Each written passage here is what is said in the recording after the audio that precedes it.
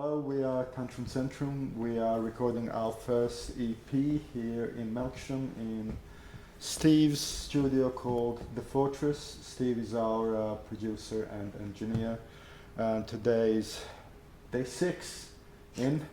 We've tracked all the instruments and vocals and everything, so we are now entering the mixing process. So I think the idea is to mix this in Dolby Atmos. And how would you normally approach this kind of project? Normally when we're, Atmos is something that's often done after the stereo mix has been done. And I think that's for a couple of reasons. I think Atmos is still quite an unknown quantity to artists and consumers. The artists aren't quite sure about there's more information coming through, but artists aren't quite sure what you have to do to make an Atmos mix, how much it costs. The consumers are kind of beginning to get the hang of how you consume Atmos, and the information is coming through. And you know, first and foremost, the reason for doing an Atmos mix is that it sounds so good, because you know, with stereo, there's a lot of compression and a lot of limiting to make it sound. You know, there's you know, that's dying down a bit, but there's been competition about how loud things sound on CD, streaming platforms. That's kind of beginning to be a bit of a non-issue now. But the thing about Atmos is that there is a built-in 18 dB dynamic range. Okay. So which means you can have genuine transients, genuinely loud and soft. And I think that's probably a lot to do with the fact that it's the film standard for cinema. So there's a huge amount of dynamic range built in, and that really benefits music in the way that old school hi-fi used to be the thing. You know, dynamic range and headroom is what high fidelity originally stood for.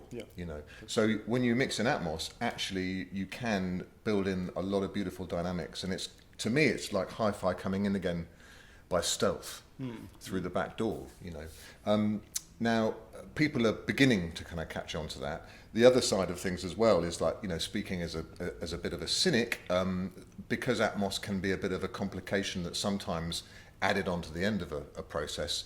You know, Apple Music want everyone to be using spatial audio, so they give you a bit of extra promotion if you're doing that, and I think record companies are kind of quite savvy to that, so they go, well, let's do an Atmos mix because maybe we can get a little bit of extra exposure. And of course that's the way it is at the moment. I think that will change as it becomes more of a standard deliverable.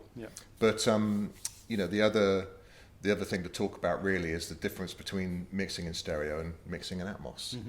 So quite often there'll be a stereo mix that's already been mastered as well. So it's the stereo mix has been kind of gone through its normal bus kind of glue and EQ and all that kind of nice stuff, and then it's gone through the secondary process of mastering, where it's probably limited a little bit more, you know, made a little bit louder, given a little last bit of gloss and air, and kind of, you know, adapted to suit streaming services, kind of a one-size-fits-all sort of approach. So I get that, and then I'll get usually a set of stems, so kind of, you know, just kind of a little bit less detailed than a multi-track, so perhaps drums over 4 tracks, bass, some of the guitars, some of the keyboards, backing vocals, main vocal, maybe some effects.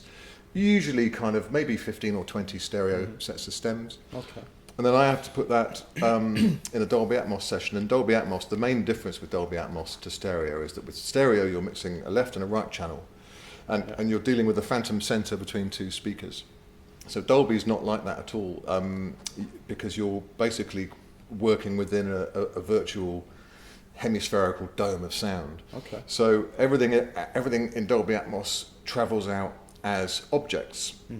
And only now are there kind of people are designing processes as they go. It's kind of like the Wild West. There's not a lot of rules out there for Atmos so far, and you'll hear, and you'll have, you know, one guy will go, well, you definitely can't do this, and another guy will go, you definitely have to do this, and so everyone's arguing, and everyone's finding their own kind of workarounds. And actually, software companies are starting to get their heads around, you know, plugins that can help you emulate the processes that you use for stereo mixing, but within a kind of multi-object environment. So that's a bit dull. But what it really means is that it's quite difficult with a Dolby Atmos mix to kind of chuck it all out through a nice analog compressor, for example. It's not totally straightforward. There are ways of doing it. Okay. So the main difference of what we're doing, and which is why I'm really looking forward to what we're doing, is that we're actually starting in Atmos from the get-go, right? Exactly. This is what we're trying to do differently, and because we are independent 100%, we don't have a label saying, you know, have to do it this way or whatever. So we are basically, as I understand, trying to mix these three pieces of music with Dolby Atmos approach in the forefront, rather than as a kind of... Yeah, that's right. And we haven't been working natively in a Dolby Atmos enabled Pro Tools session, monitoring actually in Dolby Atmos as we record and work. It's possible to do that. It's still quite expensive and a little clunky to do that, and there's latency issues as well. It's doable, but we're working in stereo, but we're miking everything up and recording everything with spatial assets kind of in mind, you know, and we're thinking, okay, well actually let's record that, but let's put a mic here, let's put a mic there. Maybe this can go here, this is something that could go here, this is something that's going to be all around. So we're kind of approaching it, and we're going to do the Atmos mixes first, get happy with that, and then afterwards we'll do the stereo mixes because we have to, and they will be informed by what the Atmos mix sounds like. So this is a flipping the process from what I'm used to. So I'm really looking forward to it, and there's no reason why it shouldn't be great. Yeah, absolutely. Before Jay, our bassist, mentioned Dolby Atmos, I didn't know anything about it, so I'm gonna ask you, what inspired you to even suggest that we do this? For a start, it's a new market, and like Steve's already said, there's benefits of having an Atmos mix, but most of the time it is stereo to Atmos rather than the other way. Atmos first and then doing a stereo mix, so you can play on streaming places that haven't got spatial surround. But it's also, I think, as artists, it's always nice to try something, because I think we've all been in various bands or sessions where it's been purely stereo, whether it's been real, ADAT and all the way through. So it's kind of been there, seen it, done it. And although the process I still find quite interesting and exciting, having to think of something extra and with mic placement and where you might have a DI and a mic, but then you go in, well, we'll have 2 or 3 more room mics because we can throw that out even further, or we can play with, so it just gives it's extra tools. So I think more and more the control desk is becoming another instrument rather than just a means to an end. Sounds good. And I mean, I'm not quite sure when this is going to be available for your listening pleasures. Probably early next year. We still need to figure out, things like artwork or whatever, what we're gonna call it even.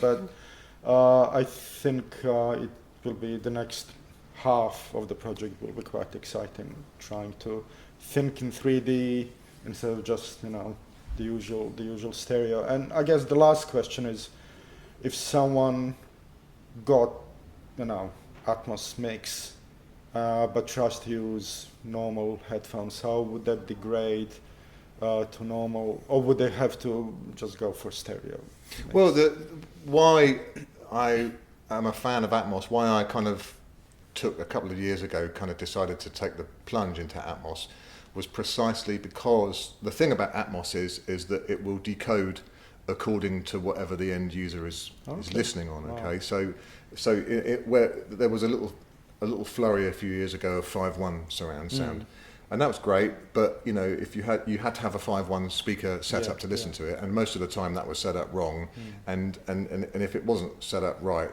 a lot of that kind of proper phase coherence would just go out the window, and it was really difficult. But now Atmos will, when it hits an Atmos compliant device, it will say, right, how many speakers have you got? Okay, I'll map it to those. So as a consumer of music, someone who listens to a lot of music, I usually just have a pair of headphones on the bus, on the train, in the gym.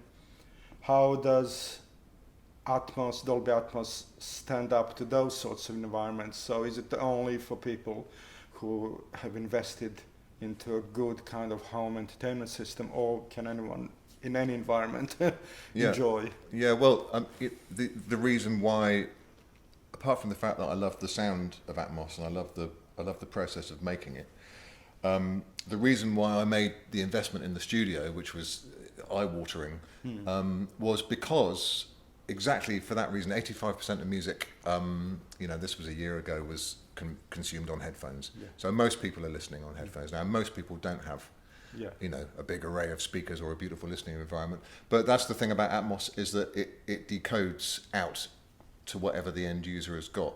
So even if it's just a binaural rendering on normal headphones, you will get the benefit of that dynamic range. You turn it up a bit. It won't be as loud as the stereo mixes, but you turn it up and you get more dynamics, you get a bigger sound. Binaural is kind of, it mimics the way that we hear, and we have kind of directional hearing, and it's not just to do with the sound, it's kind of physical things as well.